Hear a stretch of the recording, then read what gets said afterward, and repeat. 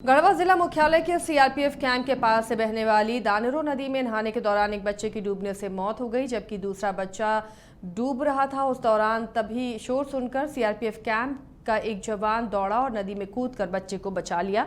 बचाए गए बच्चे का इलाज परमेश्वरी मेडिकल कॉलेज सेंटर में चल रहा है।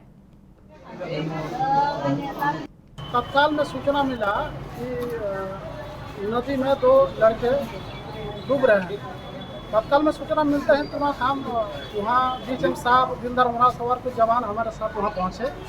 पहुँचने के बाद देखा तो बच्चे डूब रहा है। तुरंत तत्काल में हमने कार्रवाई की है। तत्काल जाकर वहाँ बच्चे को जो एक बड़ा लड़का थे हेल्थी वाला, उसको हम पहले उठाए। उठाने के बाद उसको हम खींच के लाए। दिलदार मोहरा साहब हमारे साथ थे, दोनों मिलकर उसको उठाए। उठाने के बाद वहाँ ट्रैक्टर के ड्राइवर को उसने बताया कि और एक लड़का डूबा है। तो तत्काल उसी सूचना मिलते तुरंत हम वहाँ पानी में कूदे। कूदने के बाद वहाँ गहराई थोड़ा ज़्यादा ही ज़्यादा 10 फीट गहराई होगा, गहराई ज़्यादा था, इसीलिए हम उसको ढूंढने लगे। ढूंढने के बाद हम हमारा पैर में टकराया। पैर में टकराने के बाद उसको हम डूब के नीचे खींच के ऊपर लाया। ऊपर लाने के बाद उसको हमने काफ़ी प्रयास किए। फिर हमारा 172 CR में एम्बुलेंस आया। एम्बुलेंस में तत्काल में हम सदर अस्पताल लाए। यहाँ आकर सूचना मिला कि बड़ा लड़का ठीक है और छोटा जो लड़का है वो एक्सपायर कर।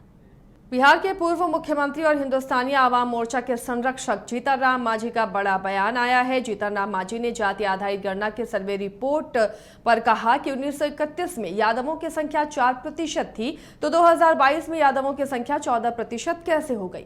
साथ ही उन्होंने कहा कि जब यादवों की संख्या बढ़ी तो अन्य जातियों की संख्या क्यों घट गई।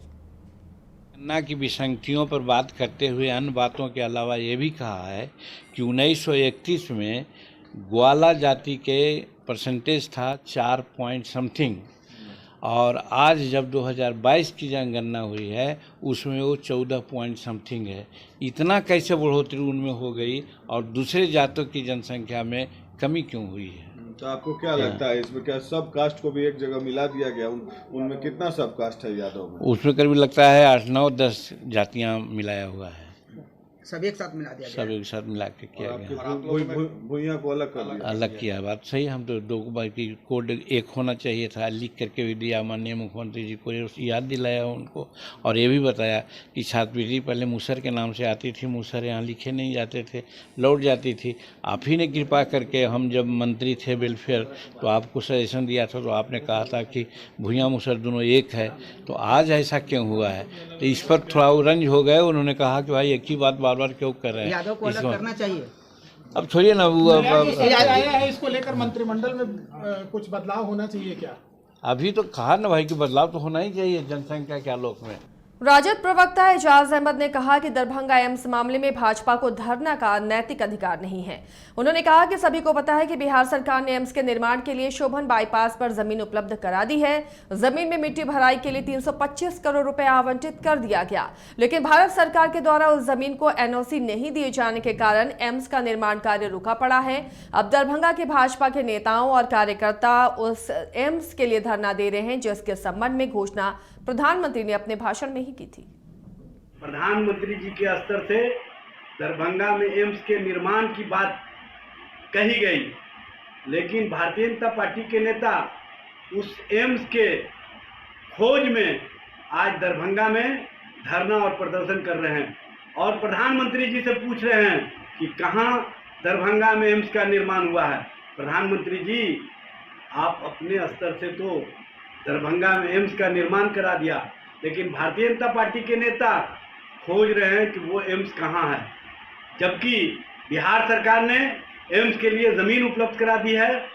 ज़मीन की भरावट के लिए, मिट्टी भराई के लिए 325 करोड़ रुपये आवंटित कर दिए हैं, लेकिन भारत सरकार और भारत सरकार का स्वास्थ्य मंत्रालय एनओसी नहीं दे रहा है, जिस कारण दरभंगा में एम्स के निर्माण का कार्य रुका हुआ है, वो भी बाईपास के समीप। प्रधानमंत्री जी के स्तर से बीजेपी पार्टी के कर्णधार जनसंघ के समय से पार्टी को आगे बढ़ाने वाले कैलाशपति मिश्रा की 100वीं जयंती है। इसे लेकर बिहार बीजेपी बड़ा कार्यक्रम करने वाली है। भाजपा प्रदेश कार्यालय में पटना साहिब के सांसद रविशंकर प्रसाद ने मीडिया से बातचीत करते हुए बताया कि क्या क्या कार्यक्रम होंगे, इसकी पूरी जानकारी दी। भाजपा के राष्ट्रीय अध्यक्ष जेपी नड्डा भी आने वाले हैं और पटना के बापू सभागार में बड़ा कार्यक्रम होने वाला है। मित्रों, कल हमारी पार्टी के कर्णधार जनसंघ के समय से पार्टी को आगे बढ़ाने वाले तिनका जोड़कर पार्टी को मजबूत करने वाले स्वर्गीय कैलाशपति मिश्रा जी की 100वीं जयंती, यह हम सबों के लिए परम सौभाग्य का विषय है कि प्रदेश अध्यक्ष सम्राट चौधरी जी और बाकी पार्टी ने निर्णय किया है कि एक बहुत बड़े कार्यक्रम के रूप में इसको मनाएंगे। कल राष्ट्रीय अध्यक्ष आदरणीय जगत प्रकाश नड्डा जी इस कार्यक्रम में विशेष रूप से भाग लेने आ रहे हैं। उनका हम सभी स्वागत करेंगे।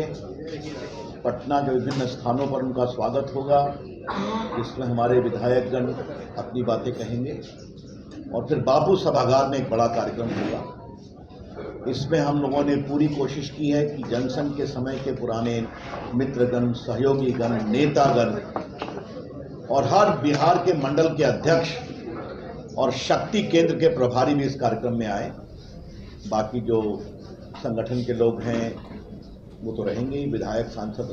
बिहार सरकार के जातीय जनगणना पर पटना साहिब सांसद ने डेटा निकालकर मीडिया के सामने पेश किया और कहा कि जब सांसद का ही हस्ताक्षर या अंगूठा नहीं लिया तो आंकड़ा कहां से दिया गया, ये बताएं। उन्होंने कहा कि जातीय जनगणना को लेकर हमारी सरकार ने समर्थन दिया था, लेकिन बताएं कि आखिर कैसा सर्वे कराया नीतीश जी ने, जिसकी बहुत शिकायतें आ रही हैं। उन्होंने आगे कहा कि अति पिछड़ों की ठीक से गणना नहीं हुई तो आंकड़े कैसे जुटाए गए हैं और लालू और नीतीश की विरोधी जातियों को कम करने का भी उन्होंने आरोप लगाया। भारतीय जनता पार्टी पिछड़ों के सम्मान, अति पिछड़ों के सम्मान, उनके विकास के लिए कटिबद्ध है। और इसीलिए जब मोदी जी ने कहा कि हमारे लिए गरीब एक जाति है, तो आज कैसा काम हुआ है आज चर्चा करने की जरूरत नहीं, आप सभी जानते हैं। चाहे वो मकान बने हैं या गैस गए हैं या डिजिटल इंडिया हुआ है या फिर गरीबों को खाना खिलाया गया है, ये सब आप जानते हैं, आप चर्चा नहीं कर सकते। लेकिन ये जो पूरे सर्वे कराए गए हैं, इस सर्वे में बहुत खामियां हैं और भाजपा के समर्थन के बावजूद ये किया गया है, बताया गया है तो स्पष्ट है।